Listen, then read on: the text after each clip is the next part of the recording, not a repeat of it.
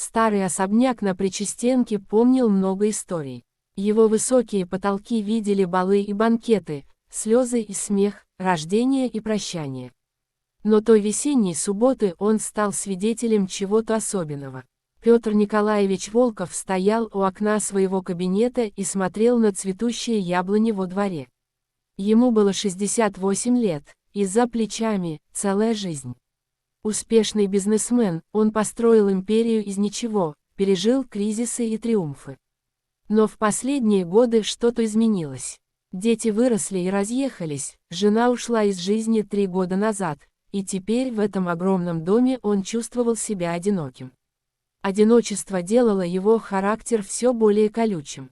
Он стал требовательным, порой даже жестоким с прислугой. Словно пытался заполнить пустоту внутри, выстраивая стены из власти и контроля. В тот день к нему в кабинет вошла экономка Марья Петровна, пожилая женщина с добрыми глазами, проработавшая в доме уже 20 лет.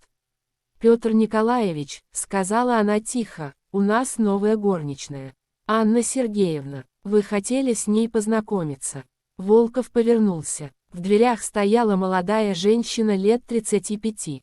Простое серое платье, темные волосы, собранные в аккуратный пучок, и удивительно светлые, честные глаза. Было в ней что-то интеллигентное, что сразу бросилось в глаза. «Здравствуйте», — сказала она негромко, но с достоинством. «Откуда вы?» — спросил Волков резко, как обычно. «Из Твери. Переехала в Москву 2 месяца назад. Образование». Анна помолчала. «Консерватория. Не закончила. Музыкантша», в голосе Волкова прозвучала насмешка. «И что же, не сложилось с карьерой?» Анна опустила глаза, но не ответила. Марья Петровна поспешила вмешаться. «Анна Сергеевна отличные рекомендации имеет. Очень ответственная, аккуратная». «Хорошо, хорошо», — оборвал ее Волков. «Пусть работает. Только смотрите, чтобы все было идеально. Я терпеть не могу небрежности». Недели шли за неделями. Анна работала молча и старательно. Она убирала комнаты так тщательно, будто это был храм. Протирала старинные рамы картин, полировала паркет, расставляла цветы. И никогда не жаловалась. Но Волков заметил кое-что странное. Иногда, проходя мимо музыкальной гостиной, он слышал звуки. Тихие, едва уловимые. Кто-то очень осторожно брал несколько нот на старом рояле, Бехштейн, который стоял там уже 50 лет. Однажды он специально зашел туда раньше обычного. Анна стояла у инструмента, ее пальцы едва касались клавиш. Она играла что-то очень нежное, печальное. Лунная соната Бетховена, первая часть. Что это значит? Его голос прозвучал как выстрел. Анна вздрогнула и отдернула руки, будто обожглась. «Простите, Петр Николаевич, я не должна была. Просто, давно не играла, и когда протираю клавиши. Вы здесь не для того, чтобы играть», — сказал он холодно, — «вы горничная. Запомните свое место». Но через несколько дней в доме должен был состояться прием. Волков решил собрать партнеров по бизнесу, показать свою коллекцию живописи, произвести впечатление. Он всегда любил демонстрировать свое богатство и успех. За день до приема у него созрела идея. Злая, унизительная идея. Он вызвал Анну в кабинет. «Завтра вечером», — сказал он, не глядя на нее, — «во время приема, вы будете играть на рояле. Для гостей». Анна побледнела. «Но, Петр Николаевич, я...» «Что, боитесь?» В его голосе звучало что-то злое. «Вы же музыкантка. Консерваторию закончить не смогли, так хоть по горничной поиграете. В униформе. Пусть мои партнеры посмотрят, какая у меня образованная прислуга. Это будет занимательно». Он хотел ее унизить, показать, как низко она упала. Может быть, где-то глубоко внутри он хотел причинить боль кому-то другому, потому что сам болел. Одиночество делает людей жестокими. Анна стояла молча. По ее лицу было видно, что она борется с собой. «Хорошо», — сказала она наконец тихо, — «я сыграю». Вечер следующего дня наступил быстро. Музыкальная гостиная была залита светом люстр. Гости прибывали один за другим, успешные, уверенные в себе люди в дорогих костюмах и платьях. Они пили шампанское, обсуждали сделки, смеялись. Волков чувствовал странное напряжение. Он ждал момента, когда объявит о своей сюрпризе. Когда покажет всем эту бывшую студентку консерватории в форме горничной за роялем. Это должно было быть остроумно, дерзко, но почему-то на душе было неспокойно. Наконец, он поднял руку, привлекая внимание. «Дорогие гости», — объявил он громко, — «у меня для вас небольшой сюрприз. Сегодня для вас сыграет моя горничная. Да-да, не удивляйтесь. Она училась в консерватории». В зале послышались смешки. Кто-то шепнул что-то соседу. Волков видел заинтересованные, насмешливые взгляды. Дверь открылась. Вошла Анна в своей черно-белой униформе горничной. Лицо бледное, но спокойное. Она прошла через зал, и все смотрели на нее. Некоторые с любопытством, некоторые с жалостью, некоторые с презрением. Она села за рояль, несколько секунд сидела неподвижно, глядя на клавиши. В зале воцарилась тишина, и тогда она начала играть. Это была патетическая соната Бетховена. Вторая часть. Медленная, невероятно красивая мелодия полилась из-под ее пальцев. И случилось что-то необъяснимое. Музыка заполнила залив. Каждая нота была совершенна. Это было не просто техническое исполнение, это была душа, выраженная в звуках. Боль и надежда, потери и мечты, вся жизнь с ее радостями и горестями зазвучала в этой музыке. Гости замерли, смешки стихли, один за другим они опускали бокалы, завороженно слушая. Волков стоял у окна и чувствовал, как что-то сжимается в его груди. Музыка пробивалась сквозь все его защиты, все стены, которые он возвел вокруг своего сердца.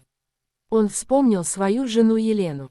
Как она любила музыку, как они вместе ходили в филармонию в молодости, когда у них еще не было денег, но было все остальное. Как она плакала от красоты, слушая Чайковского. Как она держала его за руку в темноте концертного зала. Он вспомнил своего отца, простого учителя математики, который всегда говорил: «Петя, главное – оставаться человеком». Что бы ни случилось, когда он разбогател, когда начал строить свою империю, что-то изменилось. Он стал забывать эти простые истины. Стал жестким, беспощадным. Успех требовал жертв, и он приносил их, не задумываясь. Но где-то по дороге он потерял себя. Музыка продолжалась. Анна играла с закрытыми глазами, и по ее щекам текли слезы, но она не останавливалась.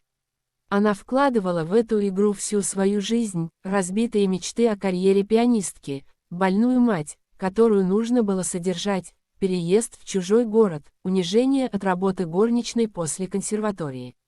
Но в музыке не было горечи. Была только красота, чистая, пронзительная красота. Когда последний аккорд растворился в воздухе, наступила тишина. Долгая, звенящая тишина. И тогда один из гостей начал аплодировать.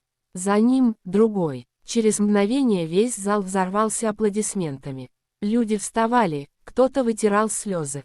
Анна открыла глаза, растерянно огляделась. Она явно не ожидала такой реакции.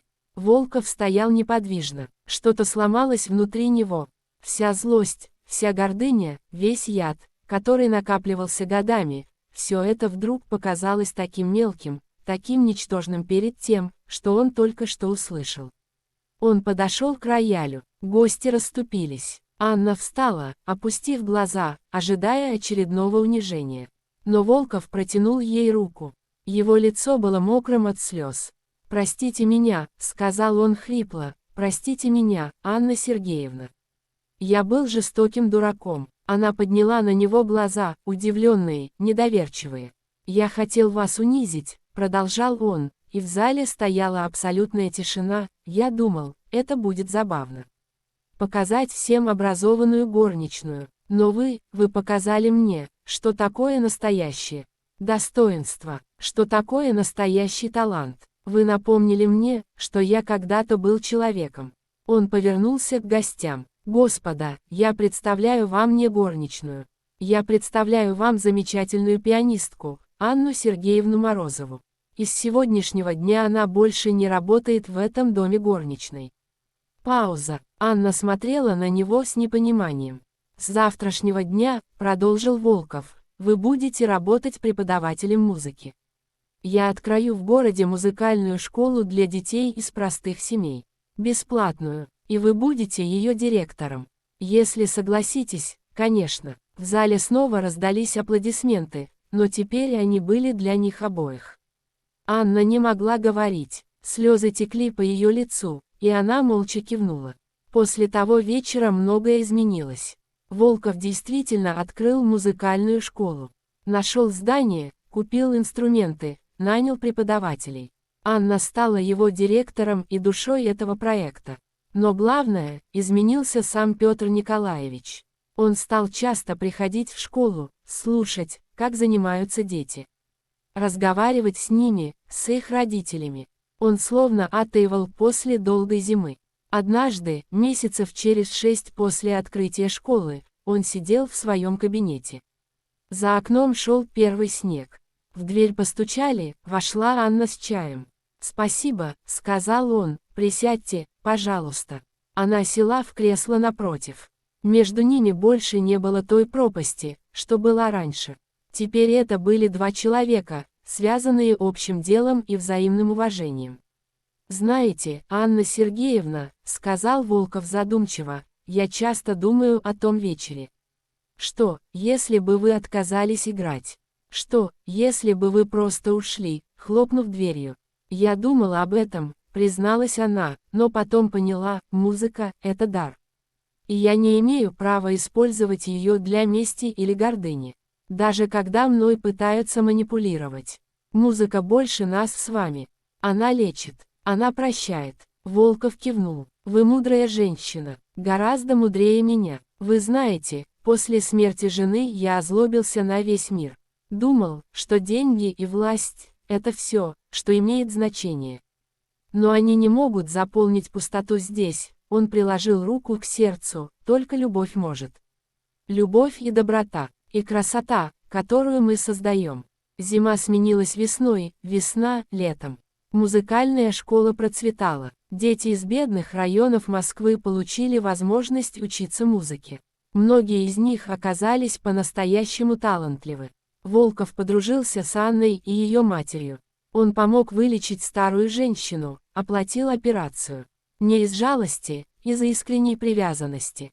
Его дети, Михаил и Екатерина, удивлялись переменам в отце. Он стал мягче, добрее. Начал интересоваться их жизнью не как контролер, а как друг. «Папа, что с тобой случилось?» – спросила однажды Екатерина. «Ты изменился».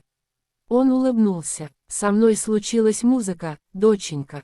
И одна удивительная женщина, которая научила меня прощать. Прежде всего, себя». Той осенью, ровно через год после памятного вечера, в музыкальной школе состоялся концерт. Дети играли для своих родителей, для жителей района. Маленький актовый зал был переполнен. Анна, как всегда, дирижировала, подбадривала учеников. А Волков сидел в первом ряду и слушал. Десятилетняя Соня Петрова играла ту самую патетическую сонату, вторую часть. Не так виртуозно, как Анна тогда, но с огромным чувством. И Петр Николаевич Волков снова плакал. Но теперь это были слезы благодарности. Благодарности за второй шанс, за возможность вернуться к себе настоящему. После концерта он подошел к Анне. «Знаете», — сказал он тихо, — «я всю жизнь думал, что строю империю, памятник себе. А оказалось, что настоящий след мы оставляем совсем в другом. В детях, которым подарили музыку. В доброте, которую посеяли. В прощении, которому научились». Анна улыбнулась. «Вы правы, Петр Николаевич. Мы все учимся, всю жизнь, и никогда не поздно начать сначала». Они стояли в пустом зале, где еще звучало эхо детских голосов и музыки. За окнами падали желтые листья, а в душе было тепло и светло. Потому что самый важный урок в жизни – это научиться прощать и быть добрым. К другим, и к себе, И музыка, эта вечная спутница человеческой души, помогает нам в этом. Старый особняк на Причистенке больше не был холодным и одиноким. Теперь в нем звучал смех, музыка, жизнь. И Петр Николаевич Волков, прошедший долгий путь от гордыни к смирению, от злости к любви, наконец-то обрел то, что искал всю жизнь. Покой и дом.